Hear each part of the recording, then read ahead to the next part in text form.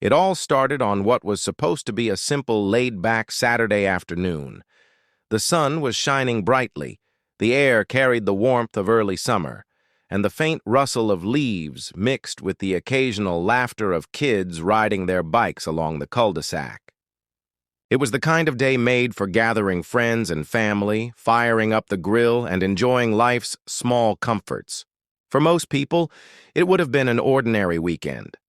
But for me, that day marked the beginning of a neighborhood feud that would spiral into something far larger than I ever imagined. I had moved into the neighborhood just over a year earlier, excited for a fresh start in a quiet suburban community. The houses were well kept, lawns neatly trimmed, and driveways lined with family cars. On paper, it seemed like the perfect place. But what I didn't realize then was that every perfect neighborhood had its own drama, its own politics, and most importantly, its own self-appointed enforcers of unspoken rules. Directly across the street from me lived a woman whose presence I couldn't ignore, even if I wanted to. She was always there, standing on her porch, watering plants that never seemed to grow, or simply watching the neighborhood with a gaze sharp enough to cut glass. People in the area had quietly referred to her as the unofficial HOA president. Even though no official HOA existed in our community, she had taken it upon herself to enforce standards of behavior, appearance, and noise, whether or not anyone had asked her to. That woman was Karen.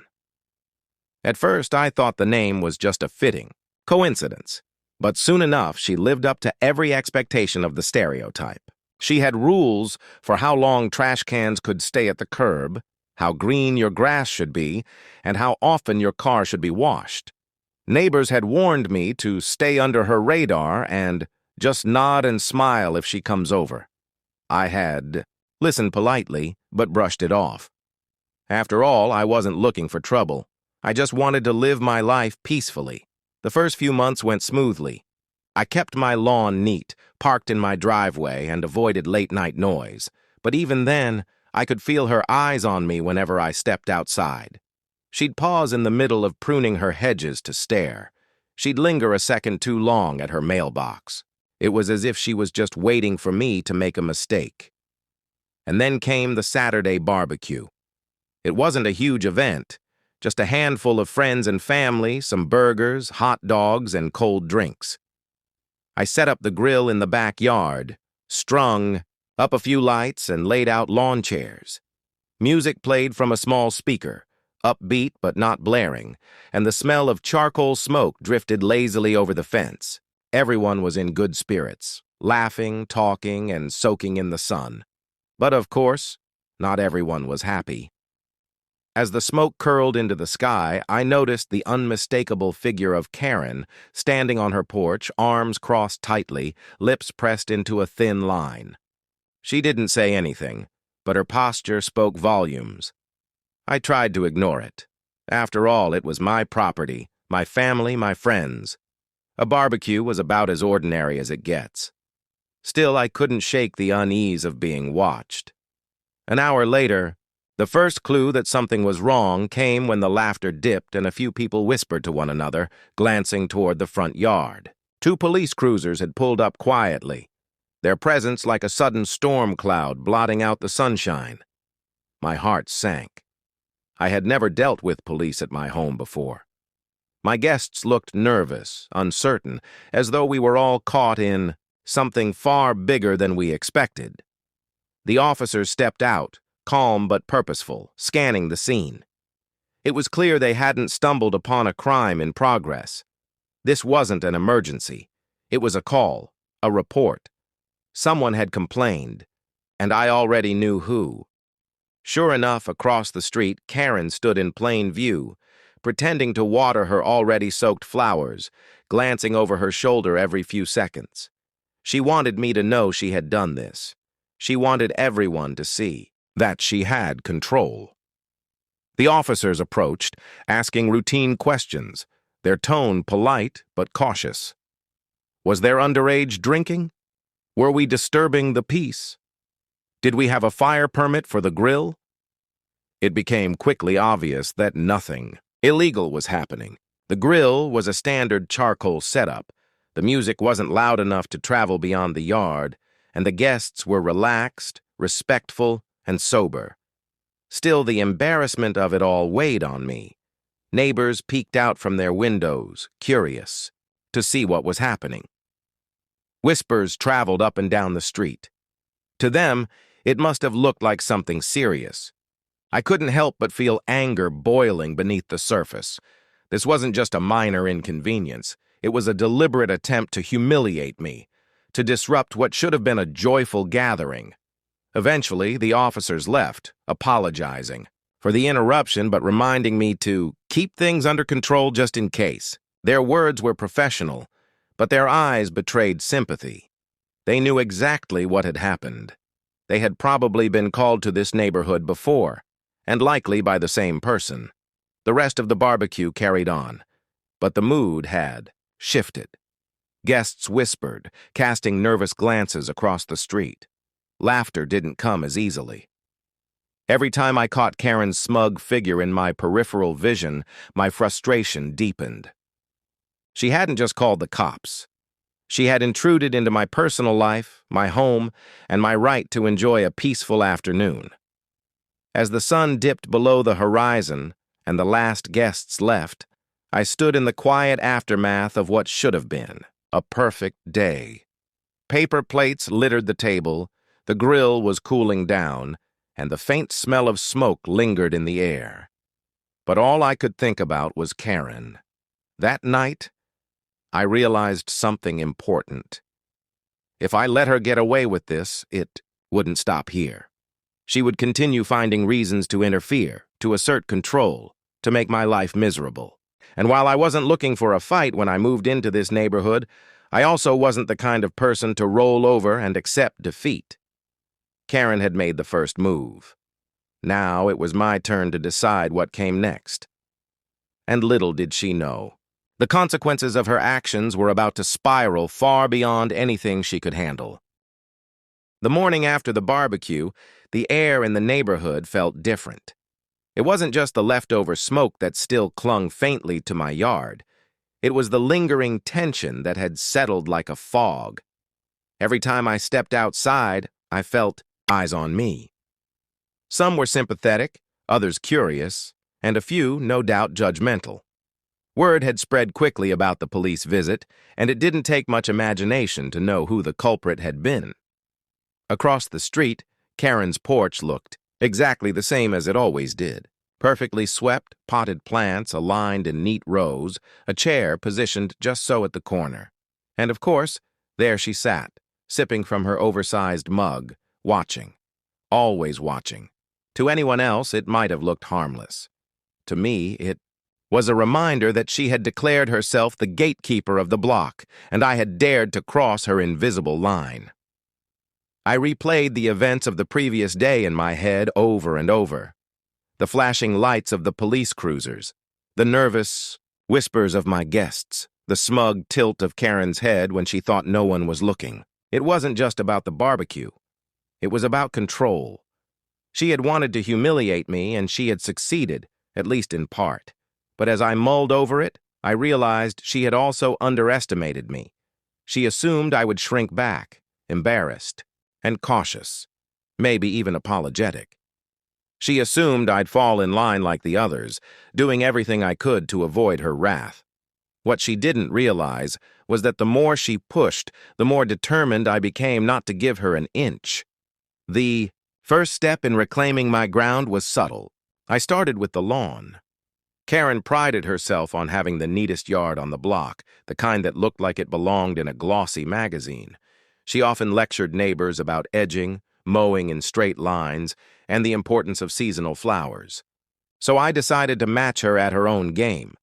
I spent hours manicuring my yard, trimming every edge, planting vibrant blooms along the walkway, and fertilizing until the grass looked greener than it ever had. By the end of the week, my lawn rivaled hers in perfection. From the sidewalk, one might even say it looked better. I didn't make a show of it, but I noticed the way she stiffened whenever she glanced over, her lips pressing into that same thin line. For someone who thrived on being the best, having competition so close to home was unbearable. And I wasn't done yet. Next, I turned to my driveway. My car was nothing fancy, just a reliable vehicle with a few scratches from years of use. But after a thorough wash, polish, and detail, it gleamed under the sun. I parked it strategically, angled so it caught the light just right, almost like a statement piece. Meanwhile, Karen's own car, usually spotless, now looked dull by comparison. Neighbors began to notice. They stopped to compliment the flowers, asked what fertilizer I was using, even remarked on how good the place was looking. Each word was another small victory. Karen had always been the standard everyone else tried to meet. Now people were shifting their focus. But while these small moves gave me satisfaction, they didn't erase what she had done. Calling the police wasn't just petty, it was dangerous. What if things had gone differently that day? What if the officers had been less understanding, or if the situation had escalated unnecessarily? That thought burned in the back of my mind. The real turning point came the following weekend. I had decided not to host another barbecue, not yet. Instead, I invited just a couple of close friends for a quiet evening on the back porch. We kept the music low, shared a few drinks, and talked as the sky turned from blue to orange to deep twilight. It was calm, unremarkable, and exactly what I needed, or at least it should have been. Around 9 o'clock, the familiar glow of flashing lights returned, washing over the street in blue and red. My stomach dropped. Again, the officers were different this time, but their questions were the same. Was there a party? Were we being too loud? Had anyone complained of smoke? And once again, everything checked out fine. No laws broken, no ordinances violated. Just another baseless call. This time, though, I noticed the look on the officers' faces. A mixture of irritation and recognition. They knew this wasn't a real call. They knew they were being dragged out here for nothing. And while they remained professional, the sigh in their voices betrayed their frustration. As they left, I caught sight of Karen standing near her front window, the curtain pulled back just enough for her to peek through. She didn't step outside this time. Maybe she thought she was being discreet, but I saw her. And more importantly, I knew the police had seen her too. By now it was becoming clear. This wasn't about rules or noise or smoke. This was personal. Karen had decided she didn't like me, and she was willing to weaponize authority to try to make me miserable. But in doing so, she had made a critical mistake. She had created a paper trail, police reports, call logs, records. Every unnecessary complaint she filed became another piece of evidence, evidence that could eventually work against her. The next day, I started talking quietly with some of the other neighbors. Not in a confrontational way, but casually as conversations naturally arose. I mentioned the police visits, how bizarre it was, how disruptive. To my surprise, more than one person nodded knowingly. Apparently, I wasn't the first target. She had called in complaints about barking dogs, overgrown lawns, even kids playing basketball too late in the evening. One neighbor told me about how she had once reported a small birthday party, claiming it was a safety hazard. Another mentioned she had tried to force someone to move their car because she didn't like where it was parked, even though it was perfectly legal. The pattern was undeniable. Karen had been doing this for years, and most people had just chosen to put up with it rather than fight back. But the more I listened, the more I realized something. The neighborhood was tired of her. They were just waiting for someone to stand up. And if she thought she had silenced me by calling the cops, she was about to learn just how wrong she was. Because now, I wasn't just standing up for myself. I was standing up for everyone she had harassed. And little did she know, her reign as the self-appointed ruler of the neighborhood was already starting to crumble. The neighborhood had always seemed like the kind of place where drama stayed behind closed doors. The lawns were tidy, the houses freshly painted, and smiles were exchanged when people passed each other on morning walks. But beneath that surface, resentment had been simmering for years. Karen wasn't just my problem. She was everyone's. The stories poured in once I started asking. An elderly couple a few doors down told me about the time she called animal control on their dog, claiming it was too aggressive simply because it barked at passing cars. Another neighbor shared how she had reported their teenage son for loitering when he sat outside with his friends on summer evenings. Even the mail carrier, I learned, had once filed a complaint about her constant interference, though it went nowhere. Each story carried the same thread. Karen used authority as a weapon. She knew that most people wouldn't fight back. She counted on embarrassment, on the fear of confrontation, on people not wanting to stir the pot. And up until now, it had worked. But the tide was shifting. By the third week after my barbecue incident, whispers had turned into conversations. Conversations turned into casual meetups. A few of us began talking openly on driveways and porches, comparing notes, trading stories, and slowly realizing that we weren't alone. It wasn't just me versus Karen anymore. It was the neighborhood versus her. Still, we had to be careful. Karen thrived on control, and she noticed everything. The wrong glance, a lingering conversation on the sidewalk, even the positioning of someone's trash bins could catch her attention. She had a way of inserting herself where she wasn't wanted, of making it clear that nothing escaped her gaze. So, we decided to play the long game. Instead of direct confrontation, we focused on documenting. Every incident, every call, every interaction was written down. We started keeping records of the police visits, the times she stood outside glaring, the petty complaints she made.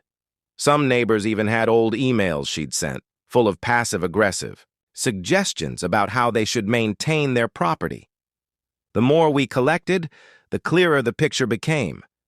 This wasn't a case of one person being difficult. This was a pattern of harassment.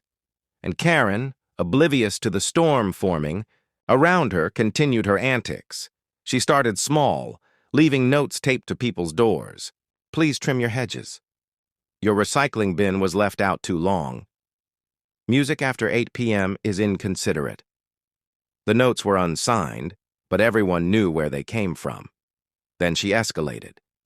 She reported another neighbor for having an RV parked in their driveway, even though it was well within city regulations. She filed a noise complaint against a young family whose baby cried at night. And, of course, she kept her focus on me.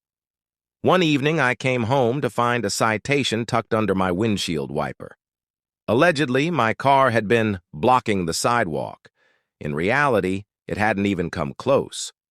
When I looked into it, I discovered she had personally called it in. By this point, the police were beginning to lose patience.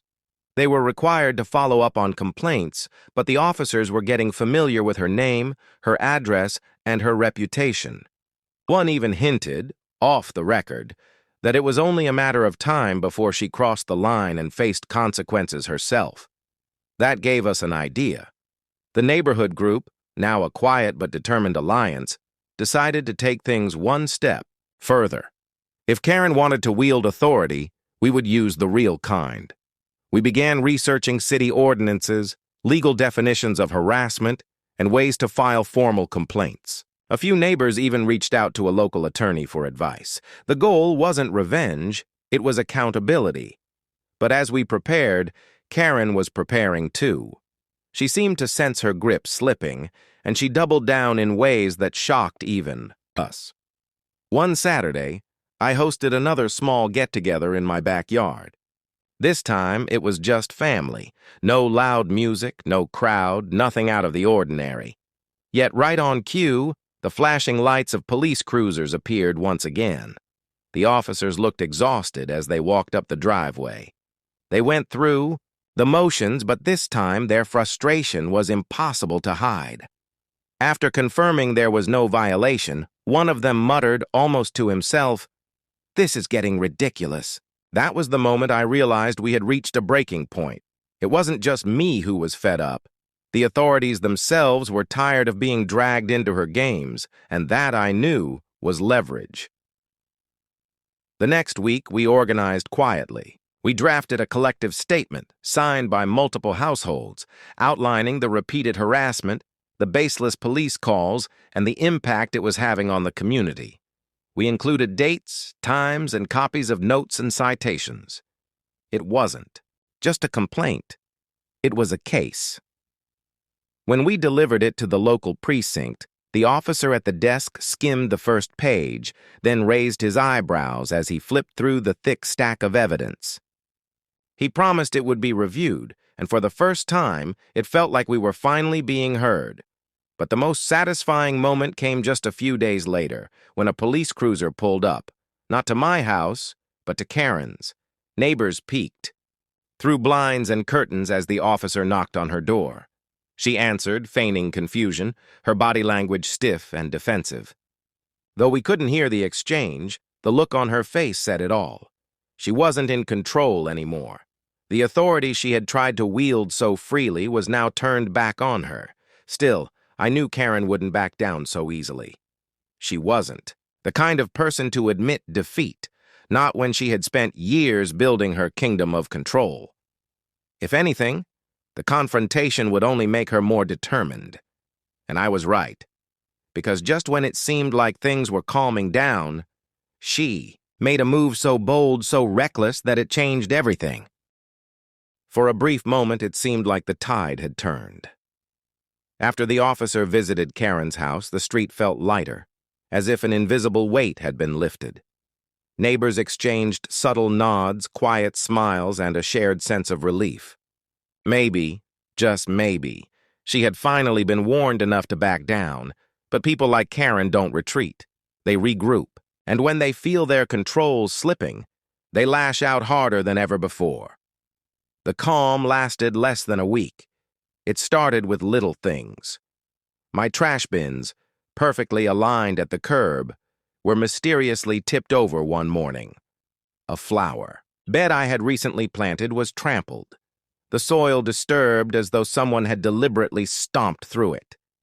Packages left at my doorstep vanished, only to reappear a day later on the edge of my lawn, wet and damaged from the sprinklers.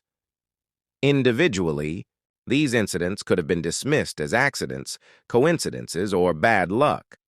But strung together, they painted a clear picture. Karen wasn't just calling authorities anymore, she was sending a message.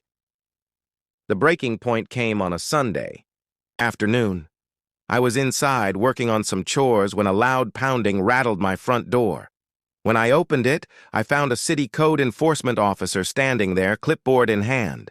He explained that a complaint had been filed against me for operating a commercial business out of my home. Apparently, someone had reported that my backyard barbecues were catered events, that I was charging admission, and that I was violating zoning laws. The accusation was absurd, but the officer had no choice but to investigate. He walked through my yard, inspected the grill, and took notes while I stood there, seething. When he finally left, shaking his head at the baselessness of it all, I looked across the street. And there she was, perched on her porch like a queen on her throne, watching with thinly veiled satisfaction. That was the moment I realized Karen had crossed from petty annoyance into dangerous territory. Filing false reports wasn't just inconvenient. It was illegal. And if she was willing to go this far, who knew what she'd try next? The Neighborhood Alliance agreed. Enough was enough. We couldn't wait for her to burn herself out. We needed to take action before she caused real harm. One of the neighbors, a retired police officer named Greg, suggested a strategy. He explained that repeated false reports could be considered harassment and abuse of emergency services. If we could prove intent, the city would have grounds to issue fines or even restraining orders. But it required evidence, clear, undeniable proof. So we set a plan in motion. We installed cameras, not just on my property, but on several homes throughout the block. Discrete, motion-activated devices that captured every angle: driveways, sidewalks, porches. It wasn't about spying, it was about protection. And within days, the cameras began to deliver results. First came the footage of her crossing the street late at night, knocking over my trash bins before scurrying back into the shadows. Then came the clip of her casually bending down to move a package from my porch to the edge of the lawn. Each piece of evidence was small, but together they formed a pattern that was impossible to ignore. But the most damning footage came one evening when she approached my mailbox. She pulled out a letter, glanced around, and then slipped it into her purse. What she didn't know was that tampering with mail wasn't just petty. It was a federal offense. When we showed the footage to the local authorities, their reaction was immediate.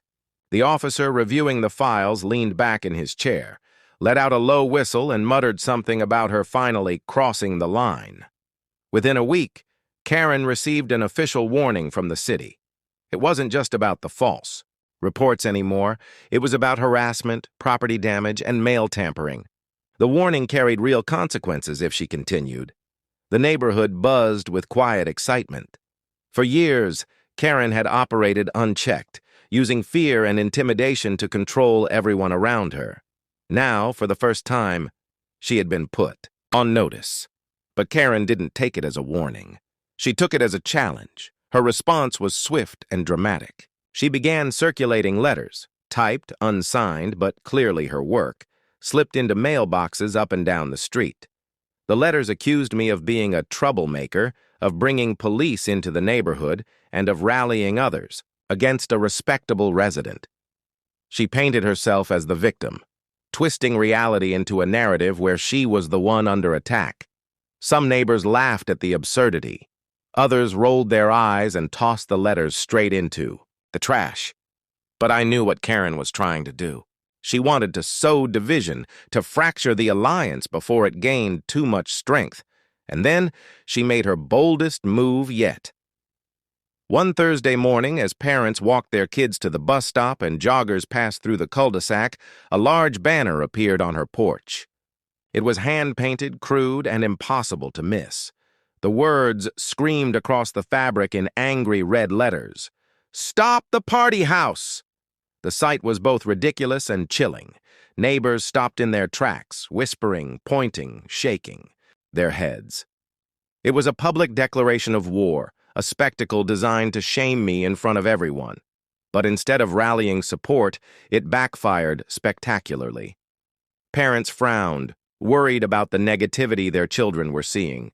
Couples muttered about how unhinged it all seemed. Even those who had once stayed neutral began to voice their frustrations openly. The banner wasn't just a message against me. It was a message about who Karen truly was. And while she basked in the attention, convinced she was tightening her grip, the reality was the opposite. She had alienated herself further than ever before. By the end of that week, the alliance wasn't just a handful of frustrated neighbors, it was nearly the entire street. People who had once stayed silent now wanted in.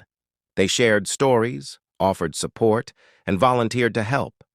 What Karen thought was her show of power had only strengthened the resistance against her. But Karen, blinded by her obsession with control, didn't see it. She thought she was winning. She thought the banner, the letters, the false reports, all of it, would force me to give in. She had no idea that her downfall was already in motion, and soon the consequences would hit harder than she ever imagined. By the time the banner went up, Karen had revealed more about herself than she ever intended.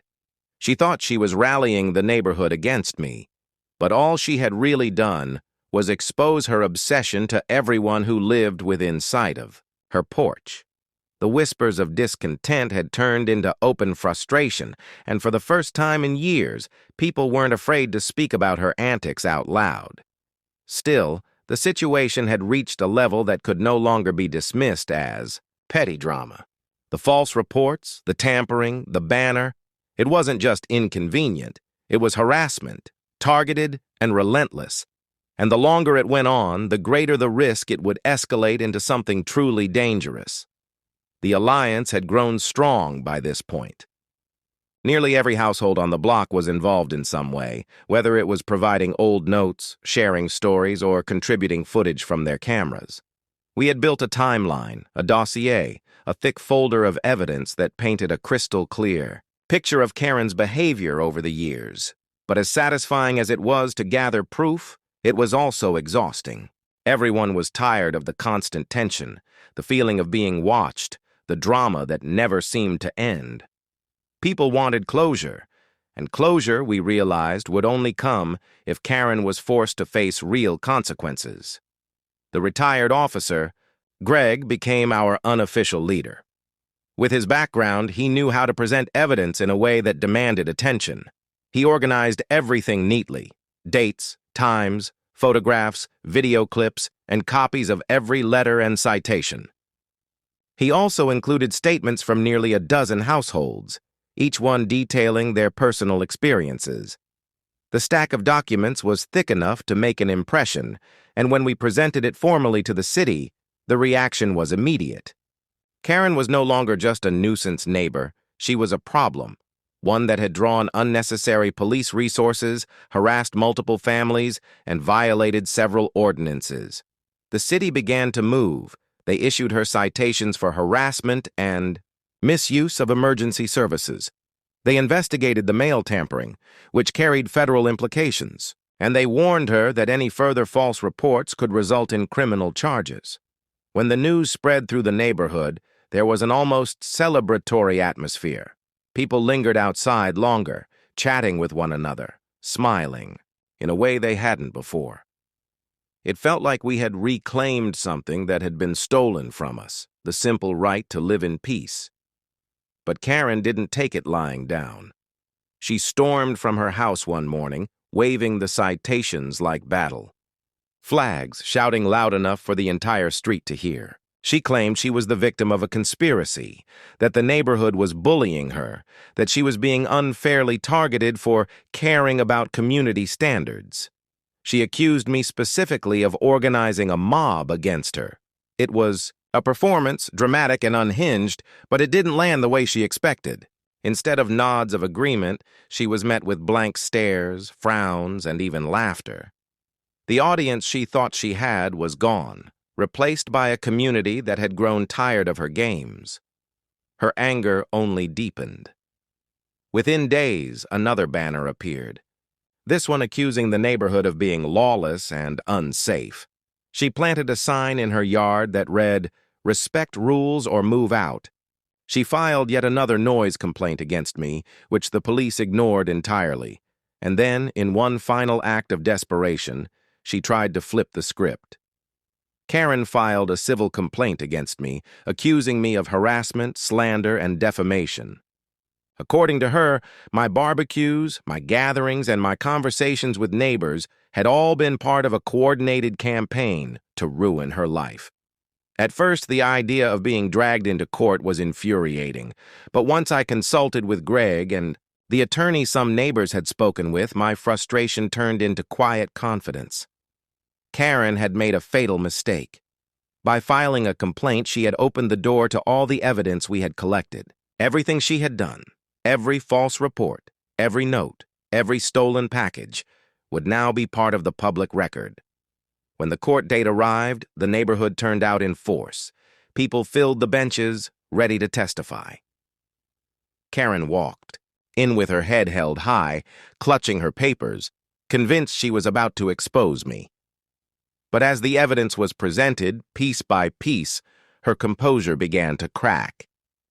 The judge listened patiently as video clips were shown, as letters were read, as police logs were reviewed. It became undeniable. Karen had not been a victim. She had been the aggressor, time and time again. Her complaint was dismissed in its entirety. But it didn't end there. The judge issued a formal warning about her conduct and noted that further, Harassment could lead to legal consequences she couldn't simply talk her way out of.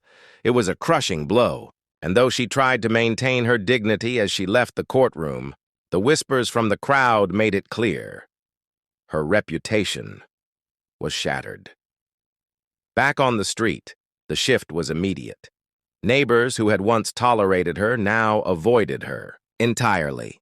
Parents steered their children away from her yard. Conversations she used to insert herself into stopped abruptly when she appeared. She had become isolated, a self-appointed queen without a kingdom. For me, the victory was bittersweet. On one hand, the harassment had finally been exposed for what it was, and I no longer had to live under the constant threat of police cars pulling up to my house for no reason. On the other, it was exhausting to think about how much time and energy had been wasted, how something as simple as a barbecue had spiraled into a neighborhood war. But as I looked around at the smiling faces, the children riding bikes without, being glared at, the couples enjoying evening walks without judgment, I realized something important. It had been worth it. Because Karen hadn't just targeted me, she had held an entire neighborhood hostage. And now we were finally free. Still, a question lingered in the back of my mind. Would she stop? Would she accept defeat? Or would she find some new way to cling to control? The answer came sooner than I expected. After the courtroom defeat, Karen's presence on the street shifted from intimidating to pitiful. Where once she carried herself with the smug assurance of someone who believed she could bend everyone else to her will, now she looked brittle, worn and exposed. Her porch, once her throne, sat empty most days. The banners came down, the signs disappeared, and for the first time in years, the block seemed to breathe freely. But the story wasn't quite over. For a few weeks, Karen kept to herself. She still made appearances, retrieving her mail, watering her plants, staring from her window, but the fire had gone out of her. It seemed possible that, at long last, she might fade quietly into the background. Then came the morning when flashing lights returned to the cul-de-sac. Only this time, they weren't for me. It was a Tuesday, just after sunrise, when a police cruiser and a city vehicle pulled up in front of Karen's house. Neighbors peered through blinds, curious but cautious, as officers knocked firmly on her door. She answered, flustered, still in a robe, her hair disheveled. The exchange was brief, but tense. Papers were handed over, signatures demanded. And then, to the shock of everyone watching, Karen was escorted down her own front steps and into the back of the cruiser. Word spread quickly. The charges weren't dramatic, at least not in the cinematic sense, but they were serious.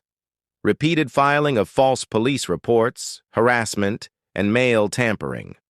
The evidence we had collected, combined with her own reckless behavior, had finally caught up to her. The neighborhood buzzed with a mix of disbelief and vindication. Some people shook their heads, saying it had been inevitable. Others whispered about how strange it was to see someone so obsessed with control lose everything in an instant. For me, it was the final chapter in a story that had consumed far too much of my time and energy. Karen wasn't gone for good. She was released later that day, and her house remained exactly where it had always been, across from mine. But everything had changed. The authority she once wielded like a weapon had been stripped away. The police no longer humored her calls. The city had her name flagged in their system, and the neighbors she once lorded over now crossed the street to avoid her. In the weeks that followed, the neighborhood blossomed in ways I hadn't expected. People who had once kept to themselves began organizing block parties, potlucks, and yard sales. Children played outside without being shushed. Couples lingered on porches, chatting long into the evening. For the first time since I moved in, the place felt like a real community, and through it all, Karen watched. From her window, from her porch, from the shadows of her yard, she watched the very thing she had tried to suppress, neighbors enjoying life without her control. It was a different kind of punishment, one no judge could hand down. She had isolated herself so thoroughly that she no longer had any power, any influence, or any friends. She had become a ghost in her own kingdom, forgotten and ignored. Looking back, it was strange to think how it all began, with a simple barbecue. What should have been an ordinary afternoon had spiraled into police visits, neighborhood alliances, and courtroom battles. But in the end, it wasn't just about me. It was about everyone who had lived under Karen's constant scrutiny. Everyone who had tiptoed around her rules. Everyone who had swallowed their frustration just to keep the peace. The real victory wasn't that she had been fined or embarrassed. It was that the neighborhood had taken back its freedom. We had learned that standing up together was far more powerful than staying silent alone. As for me, I fired up the grill again not long after the dust settled. This time, it wasn't just a handful of friends. It was nearly the whole block. Families brought side dishes, kids ran through sprinklers, music filled the air, and laughter spilled across the yards. The smell of charcoal and barbecue drifted down the street, not as a provocation, but as a celebration. Karen stayed inside. Her curtains twitched a few times, but she never emerged. For once, she had no power to stop it, no authority to wield, no one to call. She had played her game and lost, and the neighborhood had moved on without her. That day, as I flipped burgers on the grill and looked around at the smiling faces of my neighbors, I realized the irony. Karen had tried to ruin a barbecue, but in the end, it was the barbecue that had ruined her. And though I didn't know how long she would stay in the neighborhood, or if she would ever try to claw her way back into relevance, I knew one thing for certain. She would never call the cops on my BBQ again.